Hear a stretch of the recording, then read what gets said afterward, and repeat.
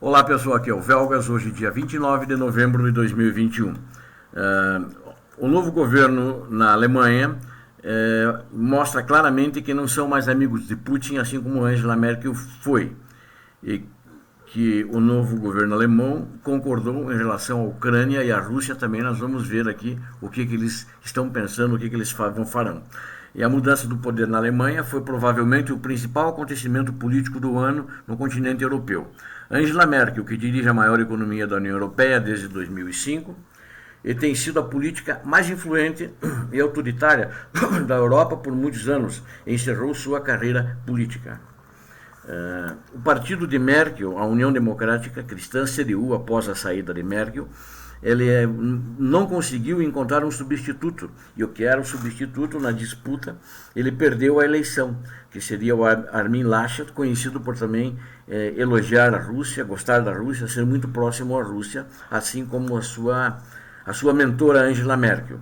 E na realidade a eleição não foi vencida por eles e levou o partido à derrota. Como resultado, a coalizão foi formada por 3 partidos que nunca se uniram antes.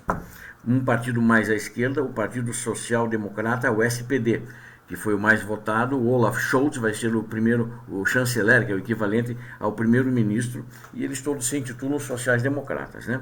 Aí os liberais, que é o Partido Democrático Livre, FDP, que em inglês é Free Democratic Germany, ou seja, esse FDP é Free Democratic Germany, que é encabeçado por Robert Habeck, que vai ser ministro do Clima e da Economia.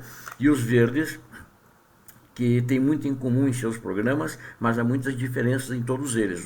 Os Verdes são liderados por Ana Helena Baerbock, e ela vai ser ministra de Relações Exteriores.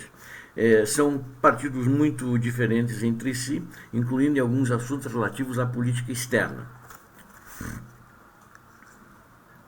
Mais importante ainda, o sucessor de Merkel, o chefe do novo governo, será o social-democrata, como eu já disse, Olaf Scholz. E na Ucrânia, os sociais-democratas ficam com uma linha de suspeita, particularmente forte, dada a cooperação do anterior chanceler, a Angela Merkel, que era do mesmo partido da Angela Merkel, do SPD. SPD é o partido do Olaf Scholz, né? Que é chamado Gerhard Schröder, que ele mantinha uma relação muito estreita com Putin e com a Gazprom, e era inclusive fazia-se a fofoca de que ele era um espião russo na época e mesmo depois que tudo isso saiu. Tudo isso gerou expectativas cautelosas sobre a política do novo governo alemão, mas a realidade é diferente, é muito positiva sobre isso, e a gente vai ver isso a seguir agora. Na Alemanha, que é conhecida por suas tradições políticas, isso eu quero enfatizar bem, incluindo o respeito aos acordos, um acordo de coalizão não é uma formalidade, mas um documento verdadeiramente importante que o governo cumpre ao longo de sua gestão, ou seja, o que foi acordado vai ser efetivamente cumprido. O acordo estabelece regras do jogo para as partes, estabelece uma posição comum para elas sobre todas as questões importantes para o país, razão pela qual os acordos de coalizão são muito extensos. Para vocês terem uma ideia, o acordo de coalizão atual, que foi feito agora, tem 177 páginas. O acordo do último governo com Merkel, que ela ganhou a eleição última, que foi em 2017, ele tinha 175 páginas. O documento inclui muitas disposições inovadoras, desde planos climáticos, eles se tornaram muito mais ambiciosos do que eram na era Merkel, até mudanças nos direitos civis. Por exemplo, o direito de voto para os jovens alemães a partir dos 16 anos, que isso não é reconhecido, que no Brasil nós já temos isso.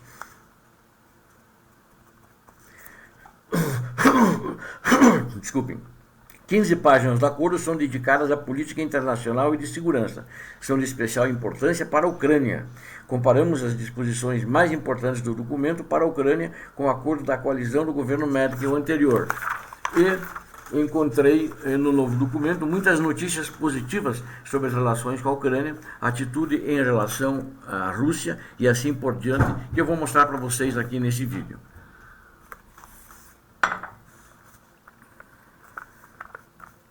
Tanto no atual quanto no último acordo de coalizão, um pequeno bloco separado é dedicado à nação ucraniana. Isso era de se esperar, porque hoje os eventos de uma possível guerra na Ucrânia é o fato mais importante no continente europeu. Claro, é impossível conter todos os detalhes em poucos parágrafos. O acordo define, notem bem, direções estratégicas, não são detalhes táticos de como isso vai ser feito. Mas acho que isso é muito importante e é uma diferença muito grande entre o acordo na época que Merkel fez com a sua coalizão e que o Olaf faz agora com a sua coalizão. Provavelmente, o mais importante para a Ucrânia foi a tese sobre o futuro europeu do Estado ucraniano, bem como outras nações. Ele não ateve-se apenas à Ucrânia. Vamos trabalhar em conjunto com a União Europeia e seus Estados-membros para se desenvolver mais a parceria oriental, diz o documento. A Ucrânia, a Moldávia e a Geórgia, que aspiram à adesão à União Europeia, devem poder aproximar-se através de reformas sucessivas no Estado de Direito e economia de mercado. Isso foi uma coisa muito positiva que não constava no documento da Merkel. Nunca constou. Para a Alemanha, essa formulação é um verdadeiro avanço. Nunca antes houve um simples reconhecimento em programas governamentais de que a Ucrânia aspira à União Europeia. Em vez disso, o governo de Olaf Scholz não só reconhece, mas também apoia essa aspiração, salientando que, a par das reformas, deve conter também a aproximação da Ucrânia com a União Europeia. A propósito, se eliminam os argumentos daqueles que questionam a necessidade de reformar a Ucrânia. Com base no argumento de que a União Europeia, eles dizem, nunca concordará com a nossa integração. Existia, vamos chamar assim, uma fofoca no tempo da Merkel, inclusive, aparentemente, ela até alimentava isso, até sugerido pelo próprio Putin, segundo algumas fontes, né? Não, eles nunca vão entrar na União Europeia. Agora o caminho para a mudança surgiu. Agora a questão-chave é os políticos da Ucrânia devem usá-lo, o presidente da Ucrânia deve usá-lo e aproveitar a mudança de postura do novo governo alemão. Isso é, sem dúvida, uma coisa muito fundamental. Agora eu quero mostrar para vocês o que falaram sobre Donbás e Crimeia. É outra questão importante, a atitude em relação à agressão russa em Donbás. O documento da coalizão também traz ótimas notícias. Isso basta vocês pegarem e compararem o contexto do acordo da coalizão anterior que a Merkel fez com os partidos que a apoiavam. Aqui está o que os políticos escreveram no acordo de Merkel em 2017. Vou mostrar para vocês agora, durante a formação da coalizão de Merkel, que é o bloco CDU-SCU com o partido da SPD. Alemanha e França continuarão a trabalhar duro para encontrar maneiras de desenvolver o conflito no leste da Ucrânia e implementar o acordo de Minsk, diz o acordo de Merkel. E a Ucrânia deve cumprir suas obrigações nos termos do acordo de Minsk. E isso é o que a Merkel colocou lá, né? Isso é o que o Putin queria. Lembrem bem que em outros vídeos que vocês assistiram que eu já fiz. Lembraremos, é uma questão de outono de 2017. É a última eleição da Merkel. As negociações de Minsk não produziram nenhum resultado. Agora vejam isso. Eu estou colocando isso aqui. O formato da Normandia estagnou. O ministro russo Lavrov parou de comparecer à reunião dos quatro, que seriam os quatro ministros das Relações Exteriores, e militares russos estão constantemente violando a trégua em Donbás. Né? Isso também já falei bastante sobre isso. Neste contexto, na Alemanha, a tese sobre a responsabilidade de ambas as partes está sendo inscrita no acordo de coalizão. Isso é muito importante, né? Muito diferente da postura da Merkel. Agora, a boa notícia que eu quero dar aqui, que não há nada parecido no acordo de 2021. Né? Ou seja, esse é um acordo inédito comparado com todos os acordos que Merkel fez em todos os seus governos desde 2005.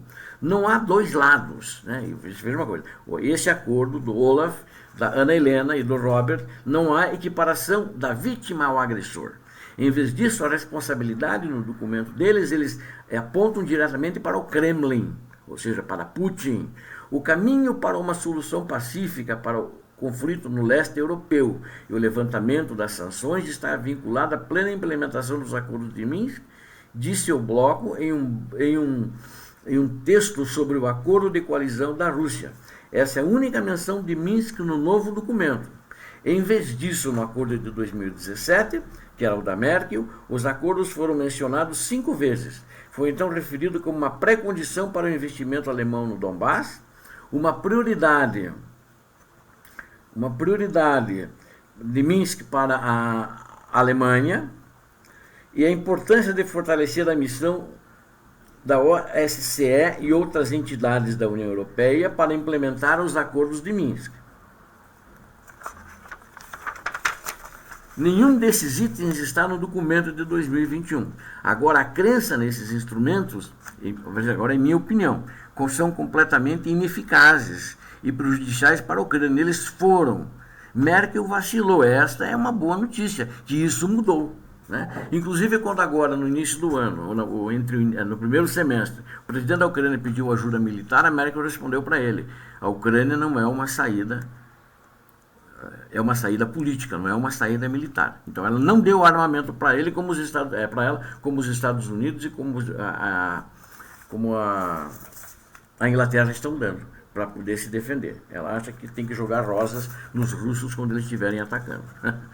Resta acrescentar que a Crimeia é mencionada apenas uma vez no documento, e esta menção não levanta dúvidas. A qualidade da menção crimeana aumentou. Se em 2017 a coalizão lamentou a ocupação da província da Crimeia, ou seja, a Merkel apenas lamentou no documento essa ocupação, a invasão da Crimeia imoral e a anexação à Rússia. Esse documento desse novo governo alemão, ele exige que a Rússia acabe com a ilegalidade. Ou seja, ele diz: exigimos da Rússia o fim imediato das tentativas de desestabilizar a Ucrânia com violência no leste da Ucrânia, devido à anexação ilegal da Crimeia, diz o acordo. Silêncio sobre a segurança. Vocês vejam, eu destaquei aqui, até eu falei assim como um item que eu fiz, né? Em questões de segurança, o acordo não trouxe muitas novidades, ainda que nas condições atuais a falta de menção também pode ser novidade, mas especialmente num item que foi omitido, né? A questão do lançamento no Stream 2, no Nord Stream 2, que é o gasoduto russo para a Alemanha, seja um dos principais temas alemães hoje, da atualidade, para os políticos do continente. A falta, o novo governo alemão evita mencionar essa questão no seu do acordo de coalizão. Por que isso? O motivo desse silêncio, eu diria, na Alemanha não é segredo. O fato que as posições desses três partidos na coalizão são muito diferentes para se chegar a um acordo. Embora os verdes, olha, é importante isso, né? Eles se opõem ao Nord Stream 2, eles sempre se opuseram e eles ainda querem suspender a sua certificação. Mas, no entanto, o SPD, que é o do líder, que é o partido do chanceler, é a favor do lançamento do gasoduto. Então, eles simplesmente omitiram isso. Não sei como é que eles vão resolver isso, como é que vai ser essa encrenca. No entanto, evitando mencionar o nome do gasoduto, os alemães ainda fizeram um ponto muito importante no acordo de coalizão. Ainda fizeram que a certificação de todos os gasodutos, ou seja, incluindo o Nord Stream 2, deve estar em conformidade com a legislação da União Europeia, e isso corresponde à posição da Ucrânia. É esse mecanismo que permite atrasar o início da operação do gasoduto e impõe restrições à sua operação no caso de manter o controle monopolista do Gazprom sobre o gasoduto. Então, eu diria que a Rússia até não é mais tão parceira da Alemanha como foi com a Merkel, né? Tão amiga. 4 anos atrás, o governo Merkel, o acordo falava de interesse em boas relações e estreita cooperação com a Rússia para proteger a paz, que a Alemanha queria garantir a paz na Europa com a Rússia e oferecia a Moscou um movimento econômico comum. Né? Esse movimento seria uma zona para Vladivostok. Em última análise, estabeleceu como objetivo de toda a política alemã em relação à Rússia um retorno à confiança mútua e um equilíbrio pacífico de interesses. Os últimos 4 anos de ações agressivas da Rússia finalmente provaram aos alemães que isso é uma utopia. Não há tais declarações no novo acordo de coalizão, ou seja, os caras foram mais inteligentes e não foram capachos dos russos como foi a Angela Merkel. O governo dos sociais-democratas, dos verdes e dos liberais não tem mais os sonhos de Merkel. Claro, a Rússia não foi declarada inimiga, claro, a retórica ainda é pacífica, mas mudou drasticamente o enfoque, vamos dizer assim, mudou o viés dessa questão Rússia com a Alemanha. Agora o acordo não considera Moscou nem parceiro, nem potencial parceiro, mas apenas afirma que a Rússia é um ator político atento com a qual a Alemanha busca relações estáveis e está pronta para um diálogo construtivo sem qualquer indício de confiança, proximidade e etc. É especialmente importante que o foco da política russa, da nova Alemanha, seja a proteção das liberdades democráticas, que o governo russo restringe e oprime, como disse, o documento fala isso, que eles restringem e oprimem. Para operar nessas condições, o novo governo alemão, ou seja, Berlim, dará um apoio ainda maior aos ativistas e ONGs russos. E a Alemanha busca mudar a juventude russa, para a qual quer criar a possibilidade de viajar sem visto para a Alemanha, para certos grupos, como jovens até 25 anos de idade. Ou seja, dos 18 aos 25, dos 17, mais ou menos aí dos 15, em convênios, essas coisas assim. E a eficácia dessa medida pode ser debatida, mas também podemos ter certeza que, se totalmente implementada, na minha opinião, ele vai levar a uma saída de jovens da Rússia. Inclusive jovens que participaram de manifestações, que estão sendo procurados, que estão com medo de prisões após os protestos, bem como contra esses protestos contra as autoridades russas. Mas outro ponto é importante para a Ucrânia. Ao construir um diálogo com a Rússia, a Alemanha promete oficialmente levar em consideração os interesses dos vizinhos da Europa, ou seja, de todos os vizinhos da Europa, inclusive os que cercam a Rússia, que estão geograficamente dispostos ao largo da Rússia, em que a Rússia está sistematicamente invadindo ou tentando invadir. Especialmente, o documento fala, os da Europa Central e Europa Oriental.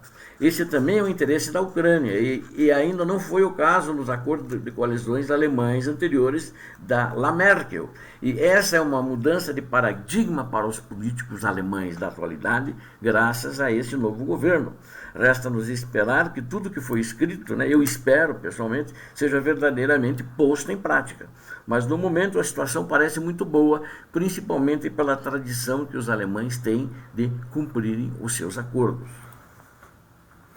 Eu fiz esse vídeo em cima dos documentos da coalizão alemã, do novo governo.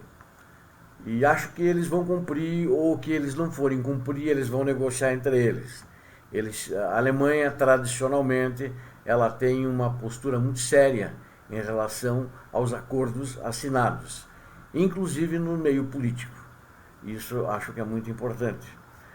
Na minha avaliação, eu acho que o que eu era para avaliar, acredito que deve ter ficado bem entendido, já o fiz nessa primeira parte do vídeo que eu relatei junto, mostrando as fotos das novas lideranças alemãs. Quero convidá-los a inscreverem-se no canal, é muito importante, preciso de você que não está inscrito para inscrever-se no canal. Ajude-me, inscreva-se no canal. E se vocês gostaram do like, gostaram do vídeo, deem um like, por favor. Conto com vocês. E distribuam, compartilhem com suas redes sociais e peçam para seus amigos e parentes inscreverem-se também. Obrigado a todos. Deus abençoe a todos. Paz e bem.